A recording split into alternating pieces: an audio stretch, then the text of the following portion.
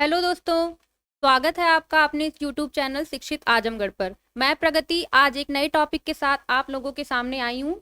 और आज का हमारा टॉपिक है मौलिक अधिकार। तो आज हम लोग मौलिक अधिकार के बारे में यहाँ डिस्कस करेंगे। उससे संबंधित जितने भी प्रश्न परीक्षाओं में पूछे जाते हैं उन सभी को हम लोग कैच करने की कोशिश करेंगे। तो मेरी टीम यहाँ पर आपको दिख रही होगी। एक गर्ल्स की टीम है और एक बॉयज़ की टीम है। गर्ल्स की टीम से हमारे साथ हैं बिट्टू जी, प्रतिमा जी और कविता जी। और बॉयज की टीम से हमारे साथ हैं सदानंद जी, जयराम जी और प्रिंस जी। तो चलिए डिस्कशन शुरू करते हैं।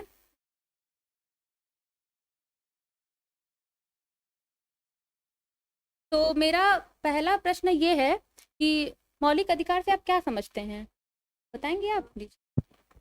मौलिक अधिकार भारतीय नागरिकों को प्रदान किए गए वे अधिकार जो सामान्य स्थिति में सरकार द्वारा सीमित नहीं किए जा सकते। और सबसे पहले मौलिक अधिकार जो है ब्रिटेन के मजदूरों को दिया गया था और लिखित मौलिक अधिकार अमेरिका अमेरिका को दिया गया था। और जो हमारा मौलिक अधिकार है वो अमेरिका से ही लिया गया है। इसका हमारे संविधान में वर्णन भाग 3 में है और अनुच्छेद 12 से 35 तक है। और इस हमारे मौलिक अधिकार के अंतर्गत 6 अधिकार सब मूल अधिकार में तो मूल संविधान में 7 अधिकार थे, लेकिन वर्तमान में 6 अधिकार हैं। तो पहला है समता का अधिकार जो 14 से 18 तक है। स्वतंत्रता का अधिकार 19 से 22 तक। फिर शोषण के विरुद्ध अधिकार 23-24 है। धार्मिक स्वतंत्रता का अधिकार 25 से 28 तक है। और संस्कृत एवं शिक्षा संबंधित अधिकार 29-30 में है। और 31 में था संपत्ति का अधिकार, जिसे 44वें संविधान संशोधन द्वारा 1978 में हटा दिया गया और इसे कानूनी अधिकार बना दिया गया। और जो 32वां है वो संवैधानिक उपचारों का अधिकार है। बहुत ही अच्छा जवाब आपका। आप बताएंगे कुछ? लीजिए। मौलिक अधिकार आप पूछी हैं कि जो बिट्टू जी तो बहुत अच्छा बताई हैं, लेकिन इसमें मैं कुछ इंक्लूड करना चाहता हूँ। इसमें जो है मौलिक अधिकार से आप बोलें क्या समझते हैं, तो मौलिक अधिकार जो है किसी भी व्यक्ति के लिए मौलिक अधिकार जो है शारीरिक और बौद्धिक और मानसिक क्षमता के लिए बहुत जरूरी होता है। अगर मान लीजिए किसी व्यक्ति को पूरा सब कुछ दिया जाए लेकिन उसका अधिकार ही छीन लिया जाए, मान लीजिए उसके शरीर में दर्द है, उसे बोलने का अधिकार छीन लिया गया जो 19 के तहत दिया गया, कोई उसे परेशानी हो कहने का अधिकार छीन लिया जाएगा, तो उसकी ज़िंदगी एक पिंजरे में रखे हुए पक्षी के समान हो जाएगी कि वो तो मतलब उसको हर सुविधा दी जाती है लेकिन तो उसका कोई अधिकार नहीं रहता है। इसलिए मनुष्यों के लिए मौलिक अधिकार बहुत जरूरी होता है। बहुत ही अच्छा जवाब आप दोनों लोगों का। तो मैं चलती हूँ अगले अगले प्रश्न की तरफ। अगला प्रश्न मेरा है कि मौलिक अधिकार भारतीय संविधान में कहाँ से लिया गया है? आप बताएंगे प्रिंस जी। मौलिक अधिकार भारतीय संविधान में अमेरिका के संविधान से लिया गया है। अब अगला प्रश्न, मौलिक अधिकार कौन से भाग में है और इसका विस्तार कौन से अनुच्छेद में है? लीजिए बताइए। मौलिक अधिकार संविधान के भाग 3 में है और इस भाग 3 में है और अनुच्छेद 12 से 35। बहुत अच्छा जवाब। मौलिक अधिकार के अंतर्गत कितने अधिकार आते हैं? मौलिक अधिकार के अंतर्गत 6 अधिकार आते हैं। कौन कौन से आते हैं आप बताइए। मूल संविधान में मौलिक अधिकार के अंतर्गत 7 अधिकार आते थे, ठीक है। समता का अधिकार और जो है स्वतंत्रता का अधिकार और शोषण के विरुद्ध अधिकार, धार्मिक स्वतंत्रता, शिक्षा एवं संस्कृति का अधिकार, संपत्ति का अधिकार, संवैधानिक उपचारों का अधिकार। जहाँ तक कि 44वां संविधान संशोधन 1978 में मोरारजी देसाई के शासनकाल में इसे समाप्त करके कानूनी अधिकार बना दिया गया जो 300 का में जो है। और इसको अच्छा, ये बताइए कि संपत्ति के अधिकार को हटाया क्यों गया? संपत्ति का अधिकार इसलिए हटाया गया क्योंकि जो ऐसा हुआ कि उस समय जो है रोलिंग प्लान चल रहा था, तो हर राज्य में जो देश में कई मतलब कार्य निर्माण हो रहे थे, मान लीजिए रोड बन रहा था, तब भी अगर देखा जाए तो जमीन किसी को उसकी संपत्ति होती है, उस पे लोग सीधे डायरेक्ट चले जा रहे थे सुप्रीम कोर्ट और हाई कोर्ट। इससे बहुत विवाद उत्पन्न हो गया और उच्च न्यायालयों में ऐसे मौलिक अधिकार के उल्लंघन के कई केस फाइल हो गए थे। इसी की वजह से इसको संविधान संशोधन किया गया, जिसके तहत इसको कानूनी अधिकार बना दिया। जब कानूनी अधिकार बना दिया गया, इसमें हम आसानी से जो है कोई कार्य कर सकते हैं, जिसके तहत कोई जो है सुप्रीम कोर्ट जाएगा नहीं, उसका मुआवजा दिया जाएगा। बहुत ही अच्छा जवाब रहा आपका। और अगला क्वेश्चन है कि मूल संविधान में कितने अधिकार हैं? सॉरी। तो मूल संविधान में 7 अधिकार थे, लेकिन 6 कर दिया गया है, क्यों? केवल समय संविधान संशोधन में जो संशोधित किया गया है, इसी की वजह से अब वर्तमान में 6 अधिकार हैं। अच्छा, आर्टिकल 12 क्या समझती हैं आप? इसमें राज्य की परिभाषा दी गई है और इसमें जो राज्य दिया है उसका अर्थ है सरकार।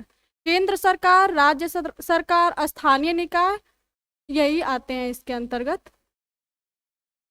ये आप बताइए। जो है सरकार जो बताई है, स्थानीय निकाय, इसमें जो अगर हम देख रहे हैं तो जो सरकार के अंदर को जो बताई हैं, आप बहुत अच्छा बताई हैं। इसमें मैं थोड़ा इंक्लूड और करना चाहता हूँ कि इसमें जो सरकार से संबंधित जो भी व्यक्ति हैं, यहाँ से एसडीएम से लेकर सफाई कर्मी तक, और जो है डीएम से लेकर जो है चपरासी तक, जितने भी हैं सब ये सरकार के अंदर आते हैं। कोई भी ये व्यक्ति है वो एक सरकार है। जैसे मान लीजिए प्राइमरी का ठीक है, टीचर, ग्राम प्रधान को हम सरकार कह सकते हैं? कि हम उनको भी सरकार कह सकते हैं, क्योंकि जो है ये भी स्थानीय निकाय के अंदर आते हैं, इसलिए हम उनको सरकार कह सकते हैं। यहाँ तक कि जो गांव में सेक्रेटरी पद पे होते हैं, उनको भी हम सरकार कह सकते हैं। जो भी जुड़े हैं सरकार से, सरकार मतलब उन्हें आपके सरकार। कहने का ये है कि जो भी सरकारी जी जी जी, सब उनको वो सब सरकार। बहुत अच्छा जवाब। आर्टिकल 13 क्या है, बताएंगे आप? आर्टिकल 13 में न्याय समीक्षा है। न्याय समीक्षा शब्द अमेरिका से लिया गया है। न्यायिक समीक्षा क्या समझते हैं आप इससे? न्यायिक समीक्षा जो है यह है कि जैसे मान लीजिए कोई भी संसद जो है कोई भी कानून बनाती है, तो उसको अगर लागू किया जाता है, तो उसमें हमारे उच्चतम न्यायालय जो संविधानों का रक्षक कहा गया है, वह जो है कोई भी कानून को वहाँ तक शून्य कर सकती है जहाँ तक वो भारतीय व्यक्तियों के मूल अधिकारों का हनन करता है। जैसे अभी किसान बिल आया था, उससे भारतीयों को समस्या हो रही थी, उसको समाप्त कर दिया गया। और 3 तलाक का जो मैटर था, उसको भी ये धार्मिक स्वतंत्रता के तहत सरकार उसमें हस्तक्षेप नहीं कि सब अपने अपने धर्म को मान सकते हैं। मुस्लिम धर्म में शरीयत का कानून लागू होता है, उसमें 3 तलाक जो है उसके शरीयत के कानून के अकॉर्डिंग होता है, तो सरकार को इसमें हस्तक्षेप नहीं करना चाहिए। लेकिन तो कुछ दायरा बानो का केस था, आपको पता है कि वो 98 साल में उनके पति ने उनको तलाक दे दिया। अब बताइए, उनकी दूसरी शादी हो नहीं सकती है, और जो है अगर बच्चे भी साथ नहीं दें, उनके पति तलाक दें, तो जाएंगी कहाँ? तो उनका भी तो कुछ अधिकार है। इसलिए उसमें जो है उसका अल्पीकरण की जो उसको तलाक को संशोधित किया गया है, उसमें पूरी 3 तलाक नहीं समाप्त किया गया। वो जहाँ तक हनन कर रहा था उसको वहीं तक किया, क्योंकि मुस्लिम लोग 3 बार एक ही साथ बोल देते तलाक तलाक तलाक, तो तलाक हो जाता था। और व्यक्ति जो अक्सर गुस्से में जी फोन पर भी बोल देगा तलाक तलाक, तो दिक्कत हो जाएगी। पहले फोन था नहीं, पास आकर बोलना पड़ता था। अब जो है तो कहीं भी फोन पर बोल दिया तलाक तलाक, तो मतलब पूर्ण रूप से अभी जी ये समाप्त नहीं हुआ है। इसलिए यही अनुच्छेद यही 13 कहता है, 13(2) में कि जो है कोई भी कानून अगर बना है, अगर मौलिक अधिकारों का हनन कर रहा है, तो उसको वहां तक समाप्त करेगा जहां तक वो उसका हनन करेगा। बहुत अच्छा। अनुच्छेद 14, अनुच्छेद 14 से आप क्या समझते हैं? बिट्टू जी आप बताइए। ये जो है विधिक, इसमें 2 कॉन्सेप्ट दिए गए, एक विधि के समान समता और एक विधि के समान संरक्षण। जो समान समता है ये निगेटिव कॉन्सेप्ट है और इसे यूके से लिया गया है, और जो विधि के समान संरक्षण है ये पॉजिटिव कॉन्सेप्ट है, इसे यूएसए से लिया गया है। विधि से क्या समझती हैं आप? विधि मतलब कानून होता है।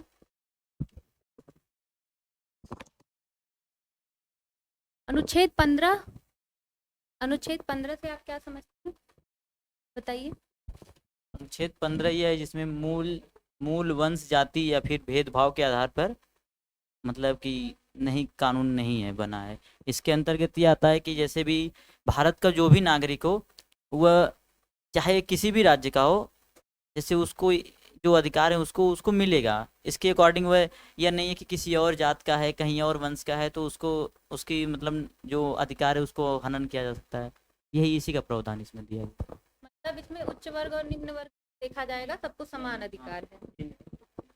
जी बताइए। 15 में कहा गया धर्म, जाति, लिंग और वंश के आधार पर सरकार विभेद, राज्य सरकार, देश की सरकार विभेद नहीं करेगी, ठीक है।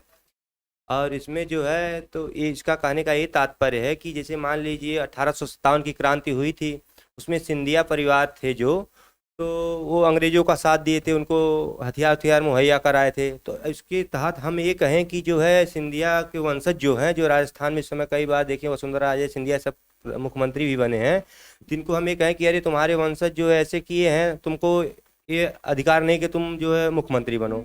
इस पर सरकार भी भेद नहीं करेगी। और जो है इसी के तहत कुछ लोगों को आरक्षण भी दिया गया है, महिलाओं को और छोटे बच्चों को। जैसे आप बस में जाती हैं तो बस में जो सीट नहीं रहती महिलाओं के लिए आरक्षित, ये अनुच्छेद 15(3) के तहत ही रहती है। उसमें दी जाती है कि हाँ महिलाओं के लिए आरक्षित, और 33% का आरक्षण जो है महिलाओं को इसी के तहत दिया जाता है।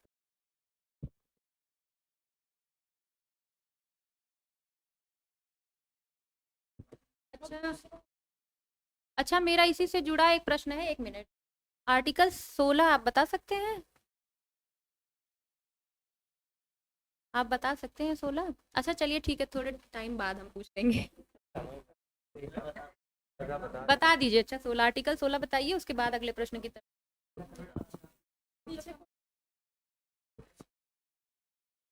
तो 16 में देखिए, जैसे एक हिसाब से देखा जाए तो पेपर, जैसे क्योंकि जो भी राज्य में या फिर भारत में जितने भी सरकारी नौकरी या कोई पद है, यह सबको समान अधिकार देता है कि आप अपनी योग्यता दिखाइए और उस पद पर मतलब कि नियुक्त होइए या फिर विराजिए।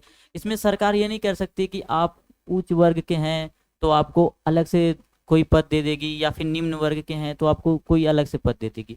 ऐसा कुछ भी नहीं होता है 16 में। 16 यह कहता है कि आप अगर उस लायक हो तो आइए और आप उस पद को स्वीकार करिए। इसके लिए सरकार ने बहुत से ऐसे कानून बनाए हैं। जैसे कोई एग्ज़ाम होता है, अभी 14 तारीख को पीसीएस का एग्ज़ाम होने वाला है, तो इसमें यह नहीं देखा जाएगा कि आप उच्च वर्ग के हैं तो आपको डायरेक्ट एसडीएम बना दिया जाएगा, और आप निम्न वर्ग के हो तो आपको चपरासी बना दिया जाएगा। ऐसा कुछ भी नहीं है। आप उस लायक हो तो आइए और एग्ज़ाम दीजिए, और सभी लोग समान हैं कानून के तहत। यही दिया गया 16 में। आप कुछ कहना चाहते हैं, बता दीजिए।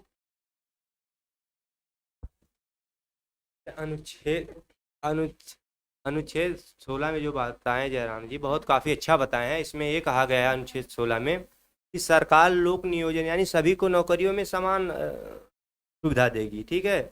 लेकिन तो इसमें कुछ आरक्षण भी किया गया है। जैसे हमारे पूर्वोत्तर राज्यों का, हमारे जो पूर्वोत्तर राज्यों में अगर देख लीजिए, अगर यहाँ पर पुलिस की भर्ती निकली या कोई फोर्स की भर्ती निकली तो यहाँ के बच्चों की हाइट जो है 170 मांगा जाता है पर हाइट के आधार पे, लेकिन पूर्वोत्तर राज्यों को कम मांगा जाता है, ठीक है। पूर्वोत्तर राज्यों को कम मांगा जाता है क्योंकि उनकी मतलब वहाँ से जो पिछड़े हैं उनको आरक्षण भी इसी के तहत दिया जाता है। जो 16(4) में कहा गया कि कमजोर वर्गों को लिए आरक्षण भी इसी में व्यवस्था की गया, और महिलाओं को भी आरक्षण के लिए इसी में व्यवस्था किया गया। जी बताइए, कुछ बोलना चाहती हैं आप? आर्टिकल 16 के अंतर्गत ही इंदिरा शाहनी केस जो है इसी के अंतर्गत आता है। इंदिरा साहनी केस, आप चलिए ठीक, कोई बात नहीं है। अच्छा ये बताइए अगला क्वेश्चन कि भारत के मौलिक अधिकारों को कितनी श्रेणियों में बांटा गया है, बताएंगे आप? भारत के मौलिक अधिकारों को 2 श्रेणियों में बांटा गया है, देश के नागरिक के लिए और देश और विदेश दोनों के लिए। देश के नागरिक में 5 अनुच्छेद आर्टिकल आते हैं, 15, 16, 19, 29, 23, और देश और विदेश के लिए 14, 16, 20, 21, 21A, 22, 23, 24, सॉरी 22 नहीं आता, 23, 24, 25, 26, 27, 28। बहुत अच्छा जवाब, लेकिन आप डर क्यों रही हैं? अगला प्रश्न मेरा ये है कि संविधान के किस भाग को भारत का मैग्ना कार्टा कहा जाता है? पहले तो आप लोग ये बताइए कि मैग्ना कार्टा होता क्या है? मैग्ना मैग्ना कार्टा ये होता है कि जो सर्वप्रथम ब्रिटेन के मजदूरों को दिया गया था अधिकार पत्र था ये, जो कि जो कि 1214 1415 में दिया गया था। इसको बाद में अमेरिका में लिखित संविधान कर दिया गया था, लिखित कर दिया गया था, जो कि मौलिक अधिकार बन गया। उसी के तहत हम लोगों ने लिया है, जो अब भारत में अपनाए हैं। तो मैग्ना कार्टा मजदूरों को अधिकार है मेरे हिसाब से। और यह भारत में संविधान के भाग 3 में आर्टिकल 32 में। जो नहीं सही भाग 3 में देखिए, ऐसा जो मैग्ना कार्टा सबका कॉन्सेप्ट है, तो मैग्ना कार्टा जो जब वहाँ वहाँ के सुनिए, अगर वहाँ के जो मजदूरों को जब दिया गया ना, तो वहाँ हम लोग मौलिक अधिकार कहते हैं। तो वहाँ पर जब उनको दिया गया तो मैग्ना कार्टा के नाम से प्रस्तुत किया गया कि एक अधिकार पत्र जो है, तो उन्हीं उसी को लोग मैग्ना कार्टा कहते हैं। और इसलिए मौलिक अधिकार है, हाँ वो मौलिक अधिकार ही, तो भारत में उसे मौलिक अधिकार कहा गया। उसी को ही भाग 3 में मैग्ना कार्टा भी कहा जाता है, उसी का नाम मौलिक अधिकार। इसे महात्मा गांधी जी को बापू भी कहते हैं। आप एकदम सही बता रहे हैं। अगला प्रश्न, कौन से अनुच्छेद राष्ट्रीय आपातकाल के दौरान स्वतः समाप्त नहीं हो सकते? बताइए। आर्टिकल 20 और 21 में राष्ट्रीय आपातकाल को दौरान स्वतः समाप्त नहीं हो सकता।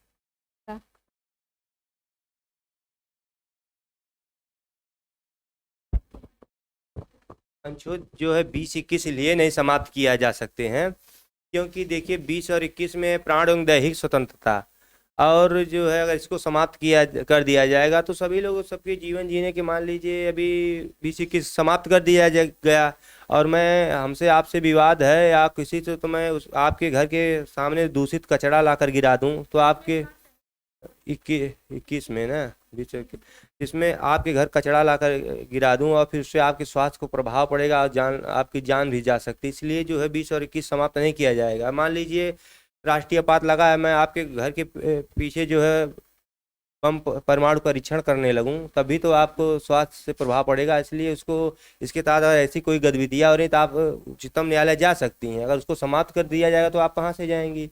इसलिए जो है 20-21 को जो है समाप्त नहीं किया गया। 21 को 20 में अगर मान लीजिए आपको कोई गिरफ्तार कर लिया है, ठीक है, तो बिना कारण बताए दो सजा नहीं दे सकता, उसमें 3 प्रकार की सजा है उसके तहत।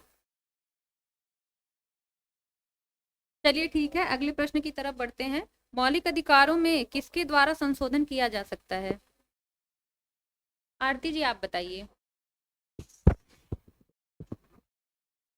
मौलिक अधिकारों में संसद द्वारा संशोधन नहीं किया जा सकता। लीजिए आप करिए।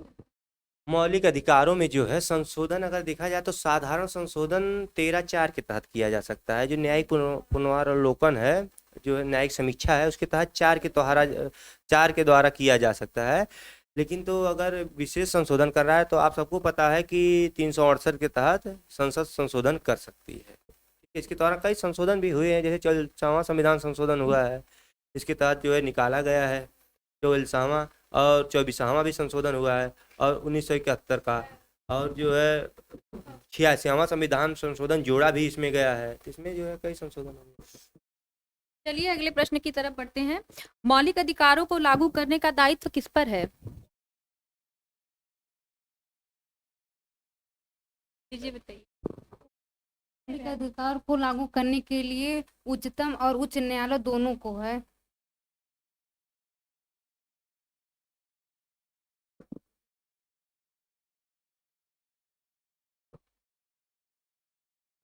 पर मैं एक क्वेश्चन पूछना चाहता हूँ कि मौलिक अधिकार का अगर हमारा उल्लंघन हो रहा है तो हम उच्च न्यायालय की अनुच्छेद के तहत और जो है उच्चतम न्यायालय की अनुच्छेद के तहत जा सकते हैं।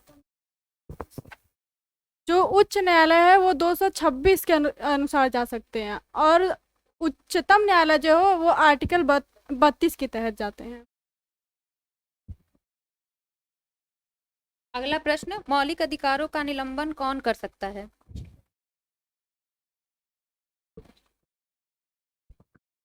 मौलिक अधिकारों का निलंबन राष्ट्रपति करता है।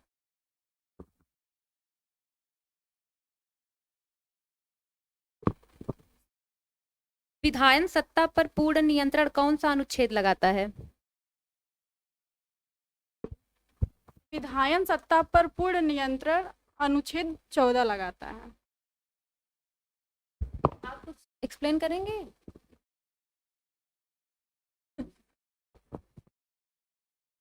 अगला प्रश्न है कि भारतीय संविधान में नौकरियों का समान अवसर किस अनुच्छेद में प्रदान किया गया? लीजिए जयराम जी आप। या आर्टिकल 16 में प्रदान किया गया।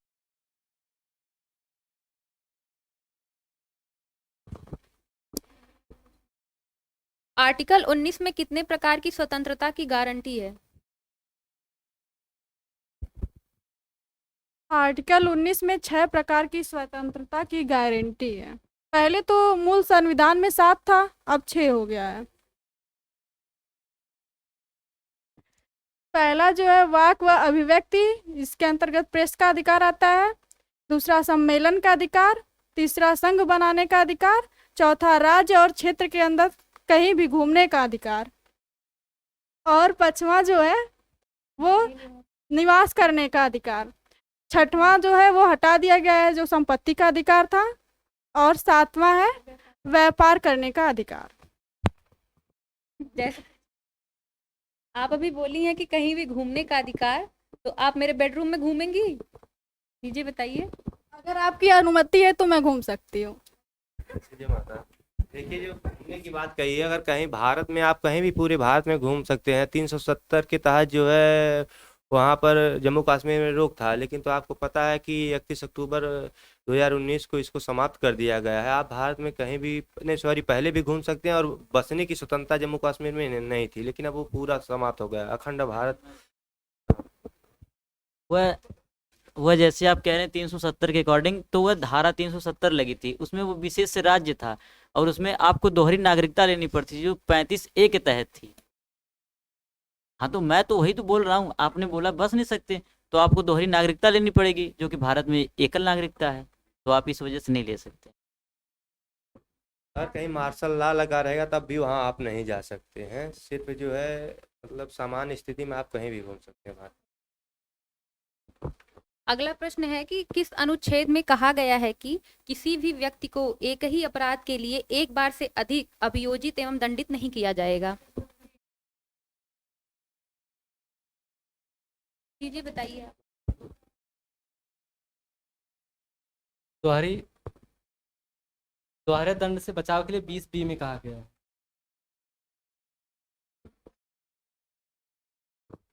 जैसे भाई साहब बताएं बहुत सही कि 20B में बताया गया है, बताया गया है। उसमें जो है 20B में ये कहा गया है कि अगर मान लीजिए मैं कोई अपराध करता हूँ, मान लीजिए चोरी कर लिया हूँ, तो एक बार मैं सज़ा काट चुका हूँ या मैं सज़ा काट रहा हूँ या मुझे सज़ा हुई है, मैं अपराध किया हूँ और कल तक कानून चेंज हो गया। पहले 5 साल थी, अब मुझे 10 साल की, अब कानून बन गया 10 साल की, तो इसलिए जो है मुझे 5 ही साल की सज़ा। हाँ, और एक बार मैं सज़ा काट चुका हूँ और दूसरी बार अधिक सज़ा बढ़ा दी गई तो फिर दोबारा मुझको बुलाकर सज़ा नहीं दिया जाएगा। यही दोहरा दंड हो। अगला प्रश्न है कि शिक्षा का अधिकार कौन से संवैधानिक संशोधन अधिनियम द्वारा मौलिक अधिकार में शामिल किया गया?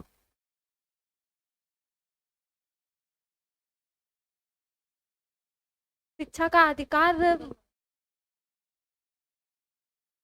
अधिकार 46वें संविधान संशोधन 81वें संविधान संशोधन 2002 में किया गया। अटल बिहारी वाजपेयी के शासनकाल में।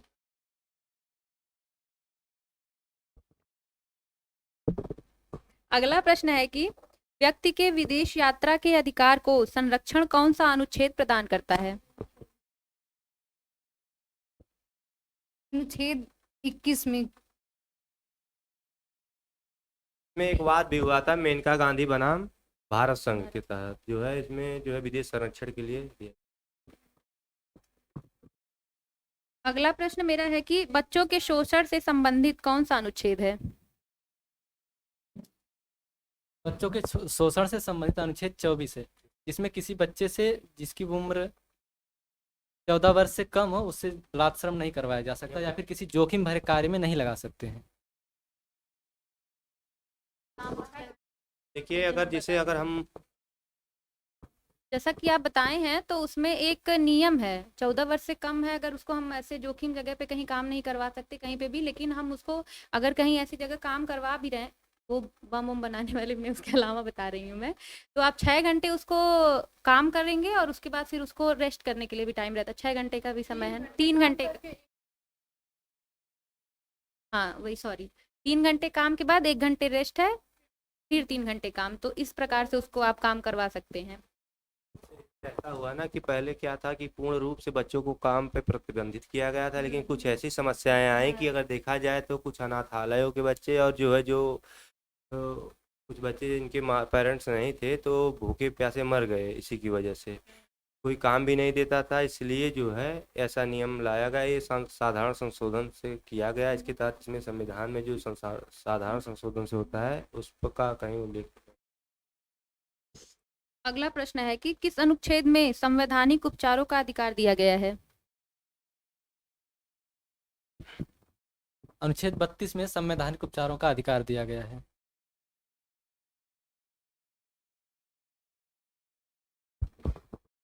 अगला प्रश्न है, सशस्त्र बलों, अर्धसैनिक बलों, पुलिस बलों, गुप्तचर संस्थाओं और ऐसे ही सेवाओं से संबंधित सेवाओं के क्रियान्वयन पर संसद को प्रतिबंध आरोपित करने की शक्ति किस अनुच्छेद में है? सैन्य बलों से संबंधित अनुच्छेद 33 है। अगला प्रश्न है, मार्शल लॉ से संबंधित मूल अधिकार किस अनुच्छेद के अंतर्गत दिया गया है? मार्शल लॉ क्या होता है सदानंद जी? मार्शल लॉ, जब प्रशासन जो है असफल रहा है तो इसके लिए विशेष फोर्स मंगाई जाती है, वहाँ पर जो है भारतीय नागरिकों का जो है मौलिक अधिकार अनुच्छेद 19 स्वतः 59 के तहत 359 के तहत समाप्त हो जाता है। में वहाँ पर मार्शल लॉ हम नहीं, अगर मार्शल लॉ अगर देखा जाए तो जलियांवाला बाग जो हत्याकांड नहीं हुआ था वहाँ पर मार्शल लॉ हुआ था, वहाँ पर जो है अगर आप सरकार के अकॉर्डिंग नहीं चलेंगे और मार्शल लॉ लग जा रही है तो आप पर गोली चलाने का भी आदेश रहता है, इसलिए जो है उस स्थान को जो है के अंदर रखा गया है कि जहाँ मार्शल लॉ लगी रहेगी वहाँ मूल अधिकारों का जो। आप इस प्रश्न का उत्तर दीजिए। मार्शल लॉ से संबंधित मूल अधिकार किस अनुच्छेद के अंतर्गत दिया गया है? मार्शल लॉ से संबंधित अनुच्छेद 34 है। अगला प्रश्न ये है कि छुआछूत उन्मूलन से संबंधित कौन सा अनुच्छेद है? दीजिए बताइए। 17 है।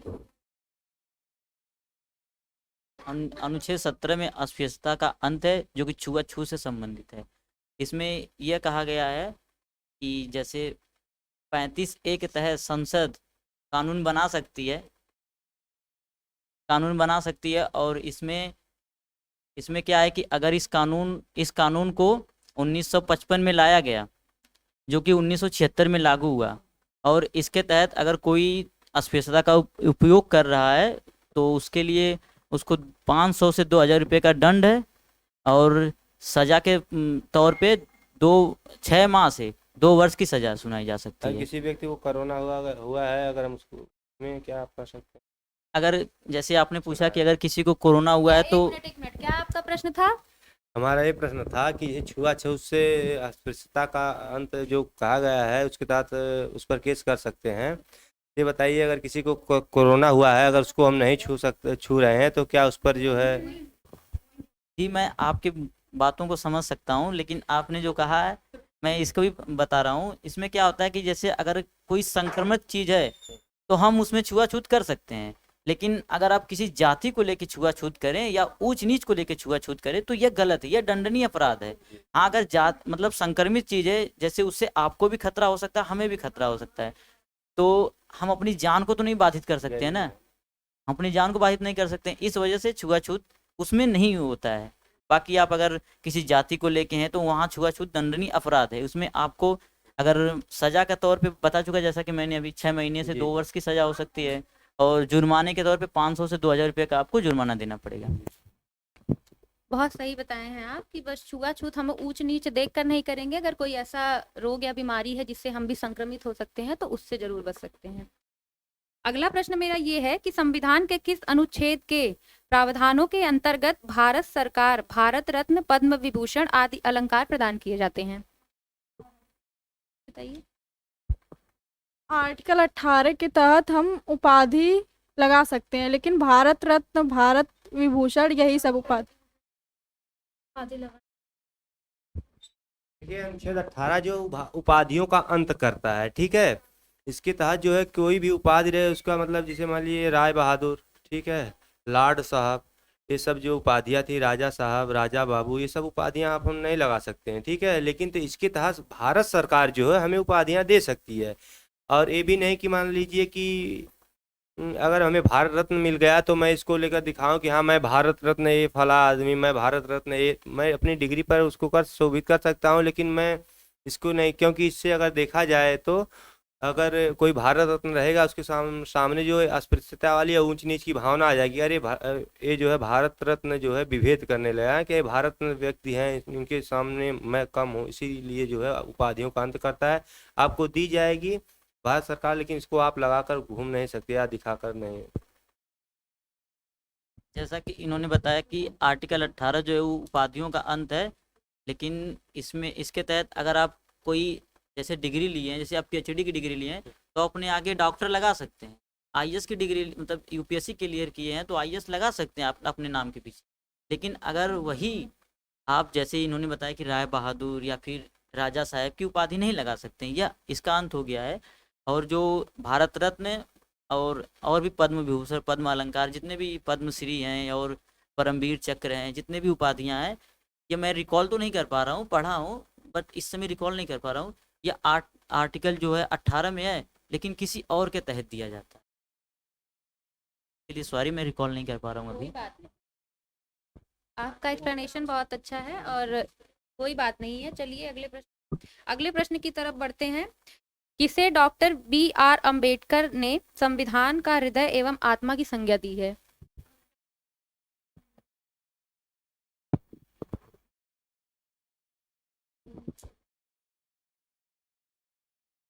संविधान आर्टिकल 32 में है, इसमें संवैधानिक उपचारों का अधिकार। आर्टिकल 21 क में क्या है? आर्टिकल 21 क में 6 से 14 वर्ष के बच्चों का निःशुल्क शिक्षा का प्रावधान है। मानव दुर्व्यापार और बलाश्रम का प्रतिषेध कौन से अनुच्छेद में है? आर्टिकल 23 में है। मानव दुर्व्यापार से क्या समझते हैं? मानव दुर्व्यापार और बलात्श्रम जो है दो अलग अलग शब्द हैं। दुर्व्यापार मतलब क्या होता है कि जैसे मानव तस्करी जी मानव संबंधित तस्करी, जैसे अगर आप देखें अभी कश्मीर फाइल्स में हुआ है कि लड़कियों को बेचा है, खरीदा गया है इसके तहत, ठीक है, सॉरी केरला स्टोरी में। और जो है जैसे इसके तहत किसी को बेचा, पहले क्या था कि दास प्रथा थी, जो इसमें भी लोगों को खरीदा जाता, दास के रूप में रखा जाता था। और जो है बलात्श्रम जो होता है, बलाश्रम जैसे किसी के ऊपर हम अपने बल का प्रयोग करके उससे हम कोई काम नहीं करवा सकते। जैसे मान लीजिए सदानंद जी हैं नहीं जाने दीजिए, बुरा मान जाएंगे। जैसे मान लीजिए कोई व्यक्ति है, उससे हमने कहा हमारा काम करो, हम तुम्हें पैसा देंगे। उसने हमारा 4 घंटे काम किया, फिर उसके बाद हमने उसको दारू पिला दिया, दारू पिला के फिर हमने उससे 4 घंटे काम लिया, फिर उसके बाद उसको हम ऐसे थप्पड़ दिखा दें, बोले जाओ यहाँ से भागो नहीं तो पैसा नहीं देंगे तुमको, तो ये चीज़ जो है गलत है। इसको हम ये उल्लंघन करता है आर्टिकल 23 के अंतर्गत, तो ये चीज़ गलत है। अब जैसे अपने बल का प्रयोग करके हम किसी अन्य से जबरदस्ती काम नहीं करवा सकते हैं। आप कुछ कह रहे थे जयराम जी? जैसा कि क्वेश्चन में दिया है कि मानव व्यापार लिखा है, जो कि दुर्व्यवहार होता है या दुर्व्यवहार। जैसे इसमें इन्होंने बताया कि यह दुर्व्यवहार जो होता है ज़्यादातर महिलाओं के साथ होता है। नहीं, कुछ मैं बोला जैसे मैं बता रहा हूँ, ज़्यादातर इन्होंने बताया कि ज़्यादातर जब केरला सीरीज को लेकर इन्होंने बताया कि उसमें महिलाएं 33,000 कुछ इधर उधर हो गई है ना, ऐसे धर्म परिवर्तन हो गई उनका। तो इसके अकॉर्डिंग ये है कि जैसे आपने भी बताया कि हम किसी आदमी को 4 घंटे काम करवा रहे हैं, फिर दारू पिला रहे हैं, फिर उसको थप्पड़ मार के भगा दे रहे हैं, तो ये बालाश्रम के बंधुआ मजदूर भी तो आ सकते हैं, जो तो मैं दास प्रथा बताया हूँ जी ना। वो भी तो आ सकते हैं। और अगर मेरे हिसाब से आप उसको मजदूरी दे रहे हैं, खंभा तो दे रही है ना कम से कम दारू का। वो तो दे रही है ना। जैसे आप जो सुनिए देखिए मैं बता रहा हूँ, जैसे मान लीजिए मैं आपसे 5 घंटे काम करवाया, आपका बना 500 रुपये और मैं आपको 65 वाली एक दे दिया, लैला मजनू, तो ये गलत बात है ना। तो इससे आपको क्या है, आपके जो श्रम को आपको शोषित किया जा रहा है। अब जो जो बंधुआ मजदूर होता है ना, ये दास प्रथा वाला सिस्टम है ना। दास प्रथा वाला जो है, जो होता है बंधुआ मजदूर। मान लीजिए मैं आपसे को जबरदस्ती, पहले क्या होता था, जाते थे सभी लोग और सबको क्या कहें, हम हमारे गांव के ही लोग जाते थे कमरिया घाट पर, वहां पर जो लोग जबरदस्ती खेती गुड़वाते थे, जो भी मुर्दा लेकर जाते थे वहाँ के बाबू साहब लोग। तो ऐसा यही सब उसमें आता है, तेज का उल्लंघन। चलिए बढ़ते हैं अगले प्रश्न की तरफ। तो अगला प्रश्न मेरा ये है कि आप किसी भी धर्म को मान सकते हैं और उसका प्रचार प्रसार भी कर सकते हैं, तो ये किस अनुच्छेद में आता है? आप किसी भी धर्म को मान सकते हैं और उसका प्रचार प्रसार कर सकते हैं, या अनुच्छेद 25 में उल्लेखित है। आप किसी धर्म को मान सकते हैं बाद में, लेकिन प्रचार प्रसार जो है, आप जो किसी धर्म का अनुच्छेद 26 में पड़ता है, और उसी से किसी के धर्म के बारे में प्रचार प्रसार आप कहीं भी कर सकते हैं। और जो है उसका जी 25 में, 26 में और 27 में जो है उसका आप निर्माण कर सकते हैं। कोई भी धर्म, अगर मान लीजिए आप मंदिर बनवा रहे हैं तो उस पर आप सरकार आपसे टेस्ट नहीं है, सरकार आपसे टेस्ट नहीं, उसी धर्म से आप प्रचार प्रसार करते हैं, धर्म संस्था का निर्माण भी कर सकते हैं। इसमें जो है सरकार हस्तक्षेप नहीं करती।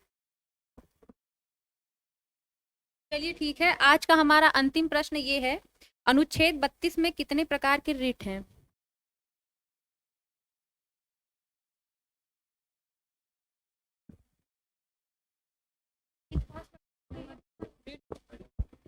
अनुच्छेद 32 में उच्चतम न्यायालय 5 प्रकार की रीटें जारी करती है। रिट क्या होता है? रीट जैसे मान लीजिए कोई भी आदेश दिया जाए और उसे लिखित रूप में या उसे पूछा जाए, वही रीट होती है हमारे समझ से, जहाँ तक हम समझते हैं। आप इससे क्या समझते हैं रीट से? रीट जो है 5 प्रकार की होती है: बंदी प्रत्यक्षीकरण, परमादेश, प्रतिषेध, उत्प्रेषण, अधिकार परीक्षा। जो है बंदी प्रत्यक्षीकरण या हैबियस कॉर्पस जिसे कहा जाता है, आप ये जो है आप दृश्यम मूवी में देखिए, जो अजय देवगन से की गई थी, जो है एक दृश्य, और जो है उसमें आप देख लीजिएगा, दृश्यम 2 या दृश्यम 1 में, दोनों में लगभग है। और पता है, तो ये अगर मान लीजिए किसी को गिरफ्तार किया जा रहा है और उसको किसी कोई मतलब अपराध किया, उसको गिरफ्तार किया गया, तो उसको जो है उच्चतम न्यायालय ये जारी करता है कि हाँ, बंदी को शरीर सहित प्रत्यक्ष हमारे सामने उपस्थित किया जाए। हर आदमी कोई गुम हो गया है उसको भी सरकार उच्चतम न्यायालय आदेश देती है कि इसको जिंदा या मुर्दा हमारे सामने प्रत्यक्ष किया जाए।